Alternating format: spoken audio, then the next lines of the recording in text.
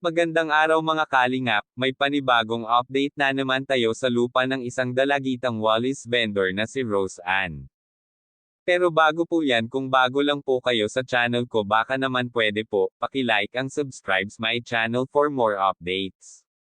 At huwag din po natin kalimutan paki-suportahan po muna natin ang ama ng kalingap na si Val Santos Matubang at Kalingap Rob Matubang, pati na rin ang mga viewers. Maraming salamat po. Mga kalingap, muling binisita ito ni Kuya Rab ang isang dalagitang Wallis vendor na si Rose Ann sa kadahilan ay may sumugod daw ito sa kanila. Sino kaya ito? Kaya natakot din ang kanyang nanay dahil tanging si Rose Ann lamang ang naiwan sa bahay at si Rose Ann daw ang pinagsalitaan ng taong sumugod sa kanila. Nagalit daw ito dahil sinabihan daw sila ng scammer. Nilinaw ito ni Rose Ann na hindi naman ito totoong scammer at wala naman sinabi sila Rose Ann na scammer ito.